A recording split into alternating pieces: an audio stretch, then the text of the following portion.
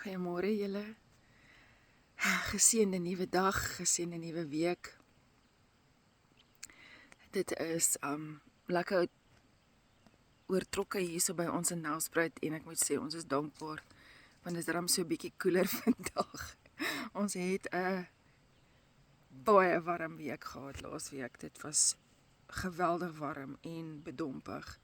Die humiditeit was baie hoog. So ons het bietjie les opgesê laasweek. So vandag se koeler weer, ons is baie dankbaar. Ek wil net 'n paar goedjies met julle deel en maar net van my hart af kry. Ek het lekker droog gemaak laasweek en lekker les opgesê as gevolg van dit. Maar dit was belangrik want ons moet humble wees. Ons moet kan jammer sê, ons moet kan hierdie dinge by Jesus se voete plaas sodat ons nie daardie shame wat ons ervaar deur wat ons gedoen het op ons neem en as 'n identiteit begin dra nie. Ek weet nie of julle al net ervaar het as wanneer iemand deur 'n moeilike tyd is en dat hulle daardie tyd gebruik het om by Jesus se voete uit te kom, dat daar iets anders aan hulle is. Dit is asof daar soos 'n, ek weet nie hoe om dit te verduidelik nie, maar daar's iets anders om hulle. Dis net, jy kan sien, daai persoon was by Jesus se voete. Dis 'n mooi, dis 'n geestelike mooi wat 'n ou net, ek kan sien jy spandeer tyd by Jesus se voete. Maar nou dink jy in dieselfde sin, dit was seker nie maklik nie. Die pad waardeur jy moes gegaan het, was nie 'n maklike pad nie, want ek kan sien jy was by Jesus. Ek kan sien jy was opreg by sy voete gewees en ek het al 'n paar keer vir mense gesê, want dis die tipe persoon wat ek is. Ek sê 'n ding as ek hom sien en dan sê ek vir hulle, jy's deur 'n moeilike tyd, nê, want ek kan sien jy was by Jesus se voete. Daar's iets anders aan jou. Partykeer sê ek dit nie vir hulle, nie eers vir hulle nie. Ek sien dit net en ek juig. Ek is net dankbaar want ek wil hê my broers en susters, my vyande almal, ons moet saam in die hemel gaan wees. Ons moet saam daar om Jesus se tafel gaan sit, nê. En dis waaroor dit gaan. Dit is hoekom ek en jy geroep is om witnesses te wees vir Jesus. Ons is nie Christene nie, ons is witnesses, julle ouens. En die smaak wat ons in mense se lewens agterlaat, moet wees soos 'n varsgebakte brood. Dit moet iets wees wat lekker is, iets wees wat joy bring in ander mense se lewens. En ek was laasweek nie baie joyful nie. Maar ek word ook 50, so ek weet nie of dit daai hormone is wat voel soos demone nie. Maar ek dink dit was 'n paar goed wat gebeur het en so aan. Ek praat met my boetie einde laasweek. Ek sê vir hom, dit is asof daar die hele tyd soos 'n donker wolk om ons huis gehang het. Dit wou net nie lig nie. Jy weet, dis is daai humiditeit wat op 'n ou hang. Dit is so bedompigheid, maar in die gees was daar, dit was nie lekker nie. Ek het dit net deeltyd ervaar. Dis sê hy het ook 'n paar keer in die oggende wakker geword met soos 'n benoudheid op sy bors, asof iemand so op sy bors druk. Dis sê vir my, ek dink is die mense wat die voorvadergeeste aanbid het laasweek, en dit is moontlik. Dit is heel moontlik, want dit is maar kultuur en so aan. En dan ervaar ou dit, maar in die gees. Maar anyway, ek het dit het my baie laat dink aan my tye as 'n dogter. Jy weet, ek was gebless met 'n ongelooflike papa, aardse papa, wat 'n diep mens was. Hy was baie geliefd onder mense, want hy het 'n opregte liefde gehad vir mense. En Ek dink dis maar waar ek ook dit regtig gekry het. Jy weet, 'n mens kan vinnig agterkom as iemand opreg is en of daar iets is wat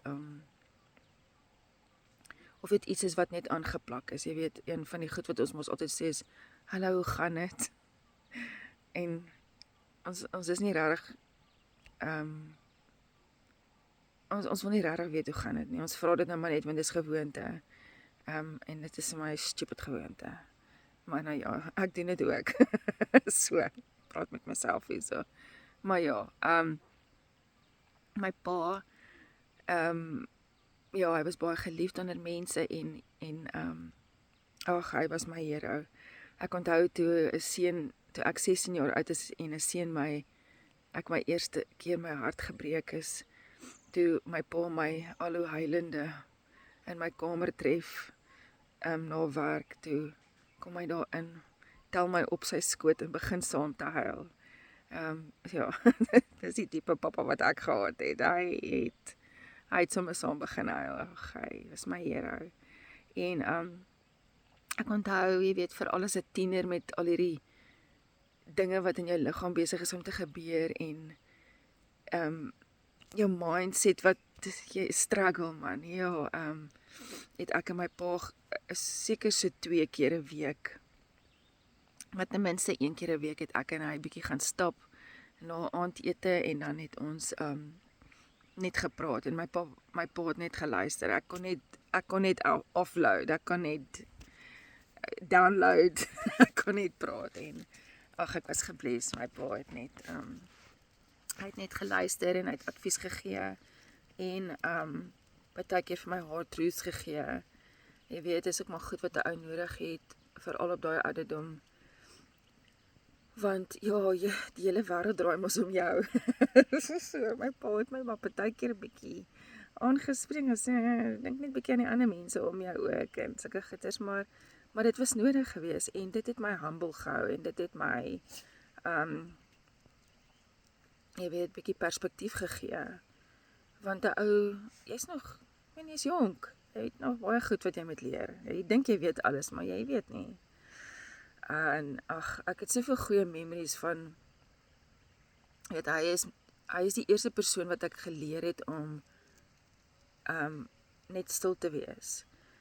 Jy weet, baie keer as my ma aan die aande of op 'n naweek of wat ook al besig is in die kombuis en so aan, dan sit ek en my pa daar by haar by die agterdeur op die trappie. En ons sit net daar. En ons kyk vir die wêreld. En daar het ek geleer hoe belangrik dit is vir daai comfortable silence. 'n ou hoef nie altyd iets te sê nie. Partykeer is dit so belangrik, eintlik meer belangrik om net besig te wees met jou eie gedagtes en die goed te orden. En ja, ek wens ek het dit bietjie toegepas laasweek, maar ek het nie. Nee, ek het my voet heeltemal in my mond ingedruk en ja nee, kyk, die repercussions, hey, het was 'n rowwe ene, maar dit was nodig. Soos ek sê, I'm humbled, ek gaan julle nou 'n bietjie vertel in elk geval. Ek wil nou eers my pa onthou, ek wil nie nou oor daai goed praat nie. Ek wil nog so 'n bietjie vergeet. So ja, en baie keer in die aande dan het ek en my ma, my pa, ons ou kampmatrasse gevat en dan het ons dit voor die huis gegooi en ons het net gelê en kyk na die sterre en ag, jy weet, weer eens daai comfortable silence is wat ons net kon familie wees en waar ek kon kind wees, waar ek kon veilig voel. En ja, ek is regtig gebless geweest. My pa het baie foute gehad. Hy was nie foutloos nie. Miskien is dit 'n storie vir 'n ander tyd, maar nie vir vandag nie. Maar vir my was hy meerendeels goed geweest. So ek weet ons het nie almal 'n goeie voorbeeld van 'n dad gehad nie of 'n moeder gehad nie. Maar ek was relatief gebless in daai opsig. Ja, dit was maar vir my 'n harde slag toe my pa dood is. Aan die einde van my son het 9 jaar, so ja, ja, daai matriekjaar vir my was 'n rowwe een, dit was baie moeilik. En die dinge wat ek deurgegaan het was maar rof, maar anyway, my boodskap vandag is daardie stilte tyd wat ons saam met Jesus moet ervaar, wat ons daai quiet place waarheen ons moet gaan.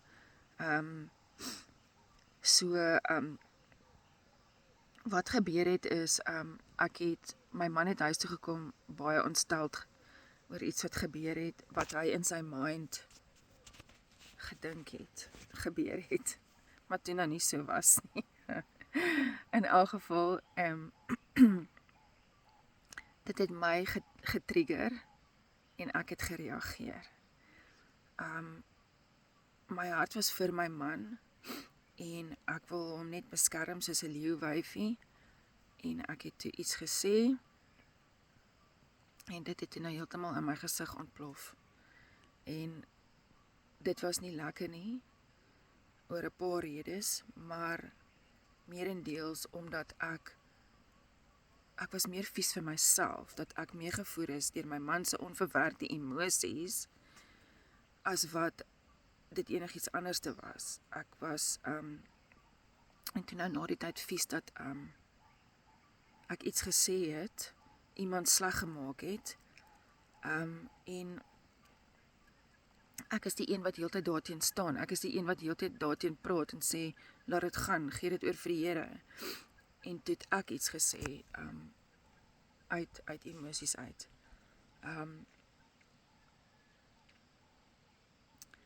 Gelukkig kon my man en die mense toe nou goed uitpraat en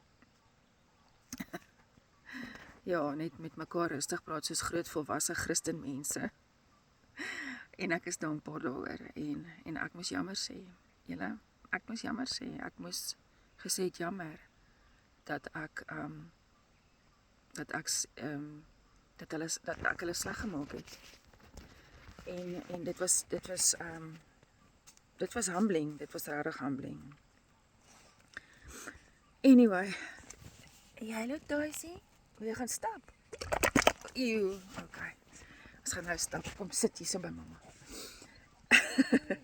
Hy wil gaan stap, is net kwel oor ons. Anyway, toe het ek net, ja, jammer gesê en ek moes by die Here se voete uitgekom het en gesmeek het vir vergifnis en so aan. En dit was nodig, dit was humbling, want ons moet gehumble raak. Maar dit bring my by nog 'n punt uit, waaroor ek, 'n baie belangrike punt waaroor ek wil praat. Ons identiteit in Christus, dit is baie belangrik, want nou kan ek kon gekies het om laasweek nie jammer te sê nie, en al daai goed saam met my te dra en myself te regverdig, want ek het opgestaan vir my man. Maar soos die tyd aangegaan het ek begin goed in perspektief sit. My man het onverwerkte goed gehad en hy het dinge gesien waar daar nie dinge is nie.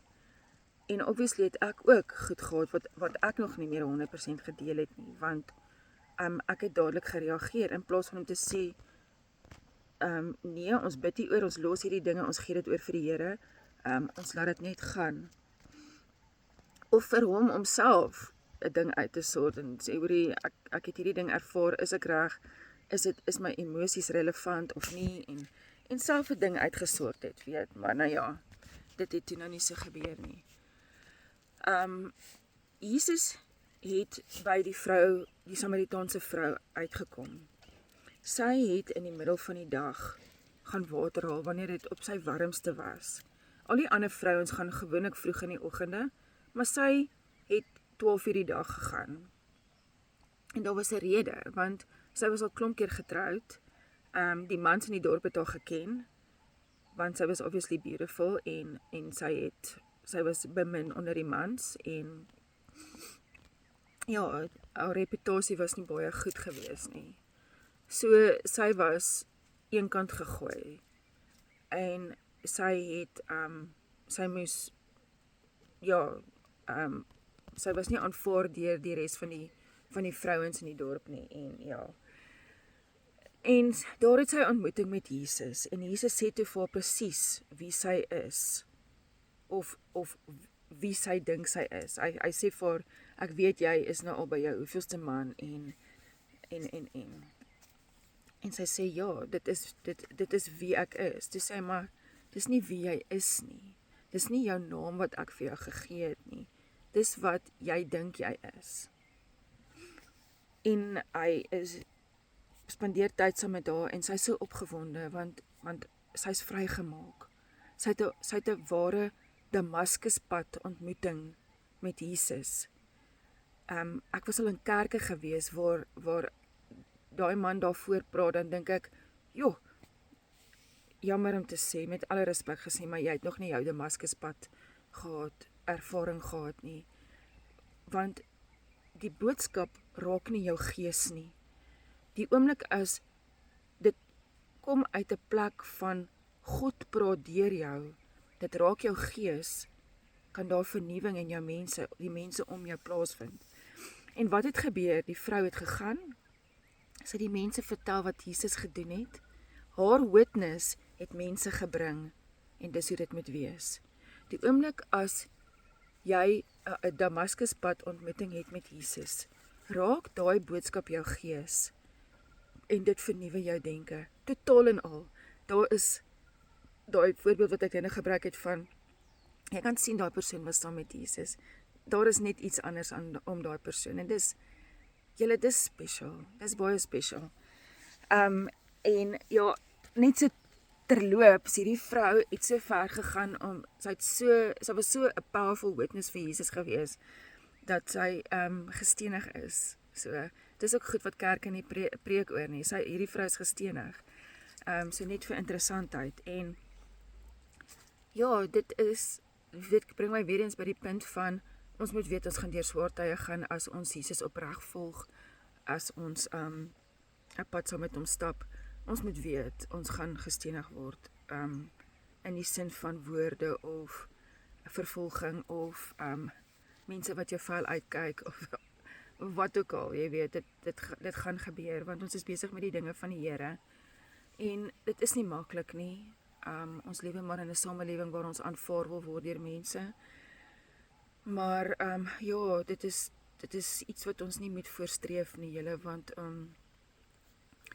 ons moet eerder streef dat Jesus ons van binne af verander, sodat ons 'n witness kan wees vir hom daar buite.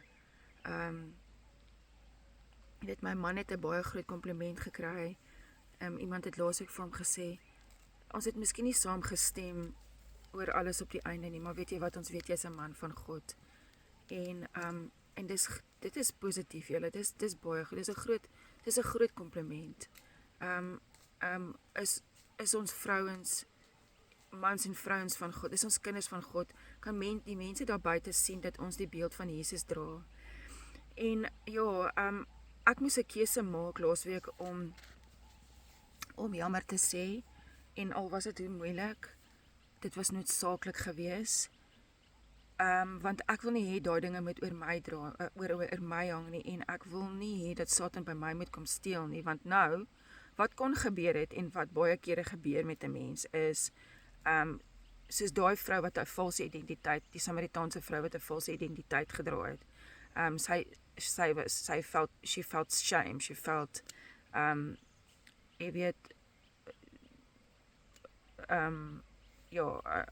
admirer of men. Dit was haar identiteite wat sy gedra het. So ek kon nou gegaan het en ek kon shame ervaar het as gevolg van wat ek gedoen het. En dit deel gemaak het van my identiteit en weggeskroom het en wat ook al. Maar in plaas daarvan het ek dit gekies om by die Here se voete plaas en sê ek voel shame, want dit is wat ek gedoen het.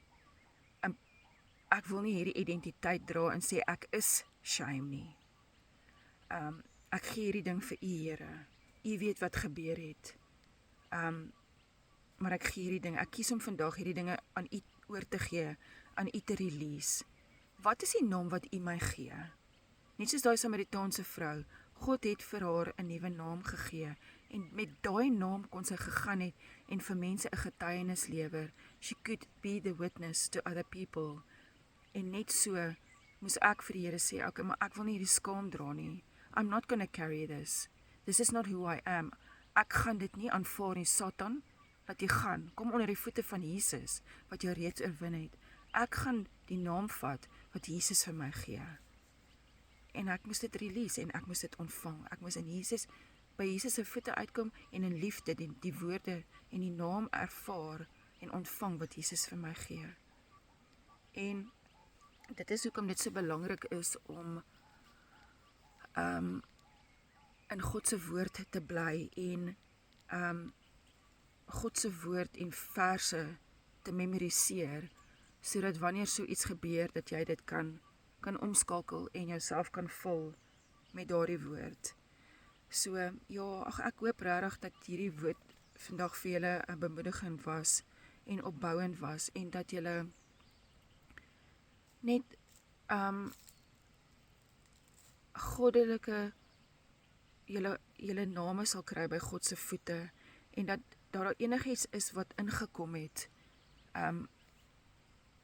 wat julle dra, dat julle dit vir God sal release en vir hom vra, but show me what do you call me, Lord. Show me the name that you give me. En ek wil julle regtig net bemoedig om dit te doen. En dis 'n daaglikse ding, julle. Nie een van ons is perfek nie. Ons maak foute elke dag. En dis belangrik, ons moet foute maak, want ons moet daaruit leer. Ons moet ophou om in 'n wêreld te lewe waar of 'n wêreld te create vir ons en ons kinders, waar alles perfek moet wees. Ons kinders moet die beste wees, ons moet die beste wees, ons mag nie iets verkeerd sê nie. Hoekom nie? Dis hoe ons leer. Let's rather be kind with our words, let's rather be sagter met ons gedagtes en hoe ons ander mense oordeel. Want ons is elkeen uniek. En dit is amazing, dit is something to be celebrated, julle. Ons moenie almal se soldaatjies lyk, en almal dieselfde lyk, en almal dieselfde praat, en almal met dieselfde stemtoon, en daar gat ons nie. No, we have to be different, guys. Ons uniqueness moet gecelebrate word, want dit is wat God gebruik. Ons elkeen is uniek geskape, en dit is wat God gebruik.